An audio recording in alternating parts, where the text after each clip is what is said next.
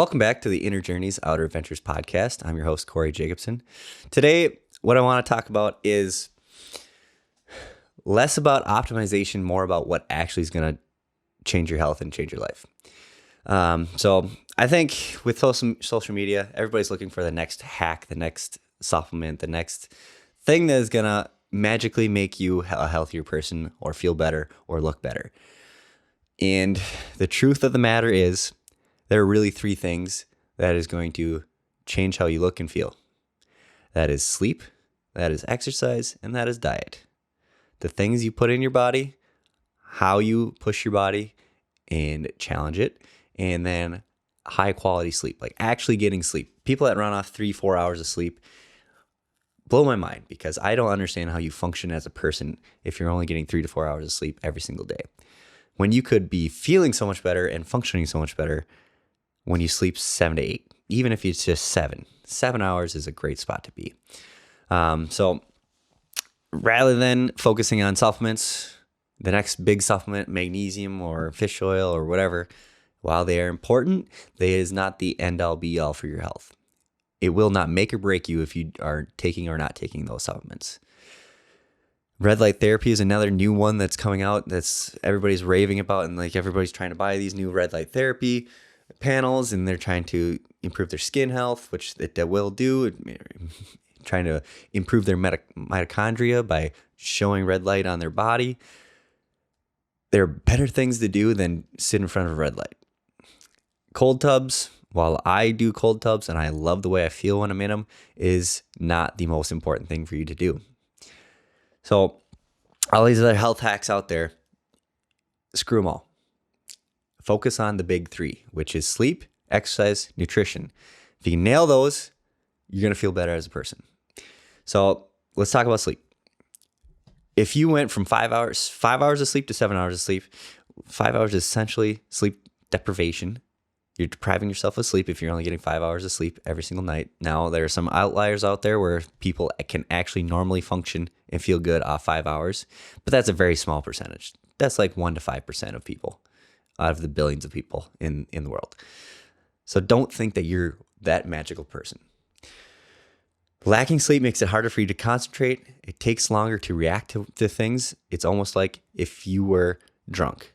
So if somebody threw a ball at you, and if you were drunk or if you're sleep deprived, it's going to be the same result. You're going to get hit in the face. Sleep deprivation increases the difficulty of reasoning through difficult tasks. So if you have to have a lot of thought in a task that you're doing, if it's not just a task you've done a million times, like pick up a water bottle, if you have to reason, if you have to use logic, if you have to think through your response and how you are doing something, sleep deprivation is going to make it so much harder to actually do those things and in your mind to function how it should and how it can.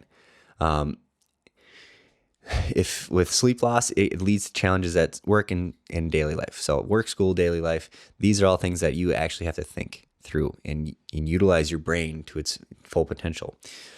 So if you're not sleeping enough, you're going to be impacting how you learn, how much you can learn, and your memory. If you don't get enough REM sleep, it's going to be really hard to recall what you learned the other day. So it's especially important if you're in school. Like, you need to be sleeping a lot to create the memories and remember and recall the information that you just learned. So 7 hours is a great spot to be at. 7 to 8 is like the sweet spot. More than that, actually, there's studies show that you shouldn't get more than that. Unless you are a child, a teenager, going through early development and becoming a full-fledged human, you need more sleep than that, probably around 10 hours. So sleep is incredibly important for our physical health as well, because if you noticed your cravings, if you sleep less, you're going to crave more foods that you know aren't good for you. So if you're constantly sleep deprived, you're going to have memory fog, you're going to have brain fog, you're not going to be able to think as clearly as you could. You're also going to crave a lot of foods that you know you shouldn't eat. So packaged foods, sugary foods, things that aren't actually good for your health. Sweets, pastries, cookies, chocolate, tons of like sweetened chocolate, things like that. So you're going to be craving those a lot more, and you're going to give in to those cravings because you're sleep deprived and you can't think right. So making sure, that's the other important thing about sleep. Like it helps you feel fuller. It helps you have less cravings and make better decisions. Like, why wouldn't you want more sleep? Rather than going for the cold plunge, the sauna, the red light therapy, this supplement that's going to make me lose 10 pounds. It's going to make you lose 10 pounds. It's not. Sleep is one of the biggest factors in our health. So don't ignore it. Create good routines around it. Like having a dark room, like not having electronics around you 30 to 60 minutes before bed, like meditating before bed, clearing your brain, maybe journaling, because a lot of people have racing thoughts when they're heading down to bed. And that's because they've never addressed these thoughts throughout the day. They're always going from one thing to the next, one task to the next, one fire to the next fire. And if you're not taking time to, be with yourself, sit with yourself and think about what is going on in your own brain, in your own feelings, in your own thoughts, of course you're going to have racing thoughts at night. Like, of course you're going to be scrolling through your brain. All these thoughts are finally popping up about what's gone on in your day, how you felt during your day. And it's good to take some time before you go to sleep to write it all out or meditate and have those come up and resolve them before you go to sleep. So other aspects of sleep and health, like physical health, having less sleep is an increased risk factor for cardiovascular health. So that's your heart and lungs. It increases your risk of high blood pressure, stroke, or heart disease. Is linked to type 2 diabetes. Like I said earlier, you're going to have more cravings for things you shouldn't have. So that eating a lot of junk and having more fat makes it harder for you to process insulin or have that insulin response. Because if you're always flooding yourself with sugar, a lot of insulin comes out, and then you get less of a effect from insulin. And our body makes that for that reason, to control the amount of sugar in our bloodstream. So all of that can happen if you are not sleeping enough. So literally, if you only take one thing away from this podcast, it is sleep 7 to 8 hours. Create a good nighttime routine, create a good wake up routine. And really what that just means is go to bed at the same time and wake up at the same time, because your circadian rhythm is what also helps you sleep.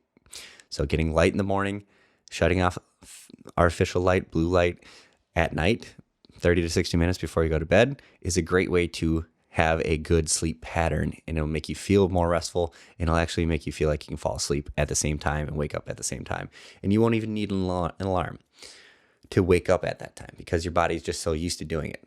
I wake up at 4 a.m. Even on the weekends, my body wants me to wake up at 4 a.m. So, that's what I do. I've created that routine and that rhythm of going to bed at the same time, waking up at the same time. And it makes it easy for me to fall asleep, feel good, and function throughout my day.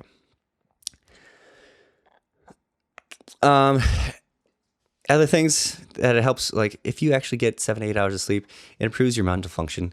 And if that happens, if you improve your mental functioning, you're less likely to blow up in the face of stress, whether it's work stress, spousal stress, kids stress.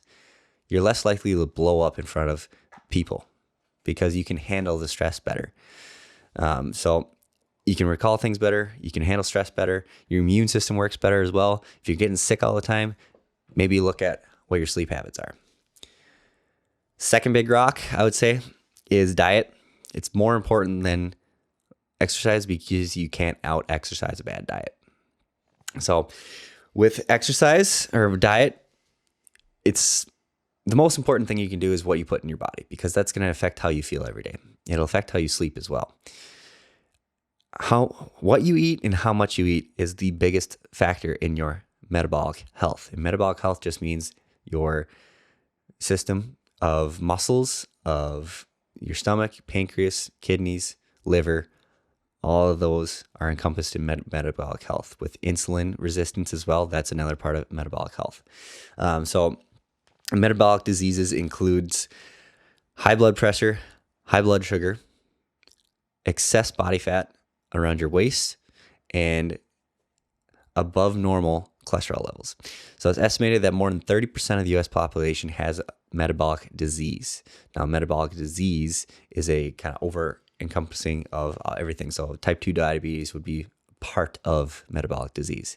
And the figure I've seen is 93% of Americans are not metabolically healthy. Like, they don't have metabolic disease yet, but they aren't metabolically healthy. And it stems from the choices that we're making in society today. So we're going for more convenience. We're going out to fast food. We're going with boxed dinners, packaged foods more often, rather than fruits, rather than vegetables, rather than lean meat, rather than, grass-fed butter, avocado oil, olive oil, like healthy fats and fish. We're moving away from having to go through the process of 30 to 60 minutes of cooking dinner to, I want a 5-minute dinner. I want it now, and I don't want to take the time and effort to create this dinner. So the good choices that you can make is not an extreme diet either. So like Whole30, like carnivore, even though it's helped a lot of people, carnivore is not the answer. What is the answer is eating whole food. So what I just said, lean meat, potatoes, rice, vegetables, fruit, having that as your choices 80% of the time. And then the other 20%, you're not just gorging yourself on pizza, ice cream, burgers, all in one sitting. And that's like 2 days worth of calories right there. So it matters about how much you eat and what you eat. Because you could still actually be metabolically healthy and eat McDonald's every single day if it's underneath the calorie needs for your day. So if you need to eat 2,200 calories per day to maintain your weight, you eat 2,100 calories of just McDonald's, technically you're not going to gain body fat. And that's one of the biggest predictors of metabolic disease is excess body fat. You could do that. Now, you won't actually be as healthy as you could be because McDonald's doesn't make healthy food for you. They make quick, convenient food for you.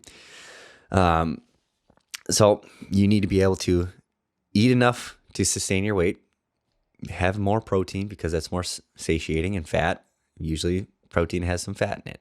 So I'm talking about meat. Easier to do rather than going through a life of eating McDonald's. So we all know that factory farming is not the greatest thing, but it's better than having, it's like factory farming, I mean, chickens in a warehouse, pigs in a warehouse, all these animals close together, bunched up, they can't move around. Obviously, that's not going to be great, but it's going to be better than having that processed packaged food. And you can also get around that by finding farmers that are actually doing the right things. Grass-fed, pasture-raised animals, like how they should be and what they've done for their entire life or entire existence as a species. So understand where your food's coming from. That's kind of important.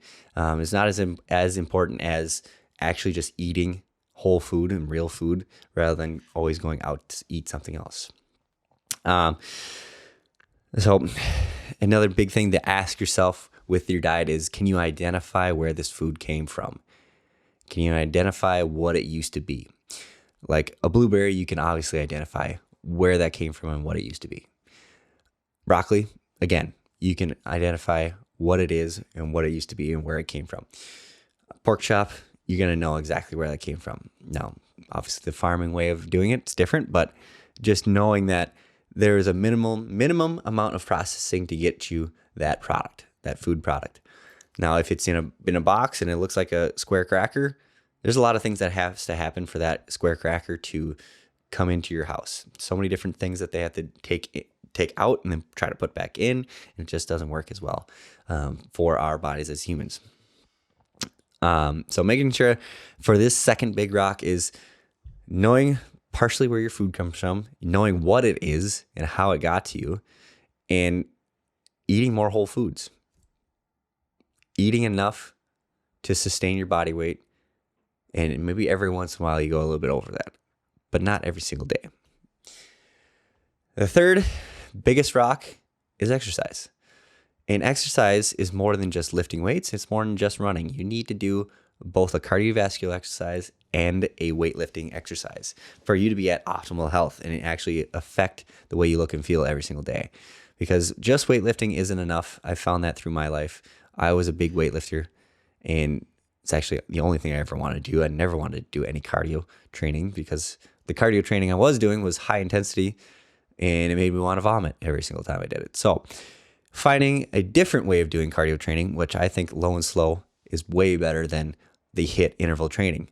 Now, some people have differences in what they enjoy, but as long as you're doing cardio and weights together, whatever cardio it is, again, it could be swimming, it could be biking, it could be high intensity interval training, it could be a low and slow form of exercise, whether that is running or anything like that, or rowing, things like that. You need all of it. You can't just separate one and the other. If you want to have really good health and really good energy, it's not just weights, it's not just cardio, it's both of them together. So you want to be able to, I would say, work out 6 days a week, 30 to 60 minutes. 3 times of the week is weightlifting, 3 times a week is cardiovascular training, and trying to find a sweet spot for yourself. 6 days isn't actually that unreasonable if it's only 30 to 60 minutes a day. It's very doable. You just have to make sure it's a priority for you. Like, your health is not selfish to take care of your health, because you're going to be showing up and having better energy and less stress with other people in your life, whether it's kids, spouse, work. All of those is going to be better because you are showing up as a better person because you're taking care of your health. Movement is medicine for your brain and your body. I think I've touched on that more than once on this podcast. Weights is important because as you age, you're going to have less and less muscle, because that's just how it works with the human body. They've researched it for years upon years. I'm not going to go into the deep dive of research on this podcast ever, but just know that as you age, you're going to get more and more sedentary, and you're going to lose more and more muscle. So if you want to age healthily and be able to do all of the hobbies that you enjoy, be able to play with your grandkids as you get older, as you can still get down to the ground and back up, you're going to need to weightlift at some point. It doesn't have to be going for PRs. It doesn't have to be going for huge amounts of weight. You have to be able to lift your body weight, pretty much, like on a back squat. If you can lift your body weight on a back squat for 50, 60 years, you're going to have a pretty great life, I think. And then also, there's been, I'm not going into research, but I know of a 75-year-old cyclist or 80-year-old cyclist that he's cycled his entire life. His legs have a ton of muscle on him, so he can still do the activities that he enjoys doing and have a good quality of life for the foreseeable future until he can't cycle anymore, which who knows when that'll happen.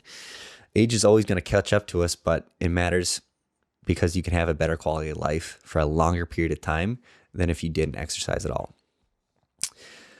So sum it all up, the 3 biggest rocks that you need to focus on: sleep, creating a good sleep routine, a good nighttime routine, so a 30 to 60 minute wind down, waking up the same time, getting some sunlight. If you're in Wisconsin or anywhere north in the winter, really hard to do, so just get some sort of light in the morning. Go to sleep at the same time, wake up at the same time. That's your circadian rhythm. It'll help you fall asleep easier. Diet, knowing what you're eating, where it came from. Can you identify what it used to be? How much you're eating, because that matters more. You can eat really great food, like whole quality food, and eat it in excess, and you're still going to gain body fat, and you're still going to be a little bit more unhealthy than you would be if you were controlling how much you were eating for that. And then exercising. You need both cardiovascular and weight training. You can't skip either one. To have a better quality of life, having both it matters. It really matters, because you're going to have more energy and be able to do more if your cardiovascular system is functioning optimally or better than it would if you were just sitting around and just lifting weights.